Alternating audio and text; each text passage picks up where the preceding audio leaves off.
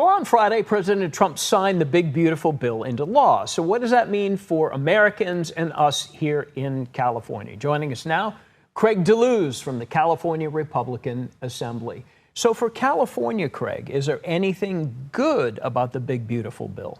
I think one of the things that's good has to do with the I don't want to call it tax cuts because it's really just a continuation of the tax rates for California for Americans. Mm-hmm. We would have seen the largest tax increase in American history had this bill not passed. Now, the other benefit was the increase in the SALT deduction, meaning where you get to deduct your state and local taxes. There was an increase in the cap, which will greatly benefit high tax states like California and New York.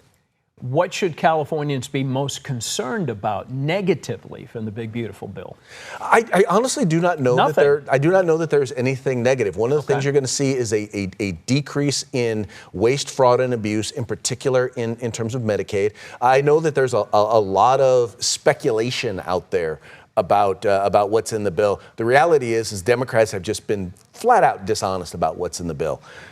You're going to see a decrease in that waste and fraud because there's a large number of group, about 4.8 million people who are able-bodied adults, who are not head of households, who are working age. And all it says is there's going to be a requirement that they either have to be looking for a job, getting an education, or they have to be working in order to stay on it. These are the people that they're saying, the millions of people that they're saying are going to lose their health care. Well, all you got to do is do what most of the rest of us do and look for work, get work, or work to get an education, or even volunteer for 20 hours a week. One thing that you had mentioned in one of our previous meetings is about farm workers. Yes. I remember having this conversation with then Speaker Willie Brown. It's like, why do so many people cross the border, either legally or illegally? And he said, well, quite simply, there's jobs that they are needed to fill.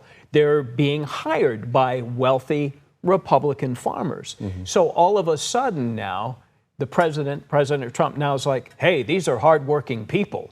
We're going to start leaving them alone. You had called that. Well, I called it because I said the first thing that the Trump administration is going to do is they're going to go after those who are criminal, illegal aliens, people who have committed crimes since they've been here. They're going to work to get them out. They're going to go after those folks who just recently crossed into the country. They're going to work to get them out, especially those who already have multiple deportation orders against them. But then I said what he's also going to look to do is he's going to negotiate the opportunity for folks who have been here for an extended period of time, who've already been here. He's going to work to negotiate to try and find a way for them to normalize their residency here. And I think this is a good idea because what will start to happen is as their residency is normalized, what will happen is that they'll get better working conditions. These jobs will get better working conditions as well as better pay. And once you do that, you'll start to have a market rate for those jobs, what those jobs are paying, and start to see more Americans look at it and say, you know what, maybe that is a job I would do. Do you feel that with a lot of his policies, he's sort of going, I don't want to say winging it, but like with tariffs, this is what's going to happen. No, I'm going to back off on this. We're chasing farmers in strawberry fields. Now we're not. Do you feel that there's a solid plan or it's changing on the fly? Well, a lot of people have accused Donald Trump of being an ideologue. The truth is he's not. He will test something out. If either it's not working or it needs to make an adjustment, he will make an adjustment on the fly. That's what business owners do. That's what people who run successful companies do. And what he's doing is that he's implementing policies and then making adjustments to those policies to meet the needs of whatever particularly happens. Because keep in mind, whenever you do something, for every action, there is a reaction. So what he's trying to do is adjust the policies so that it actually works to benefit Americans.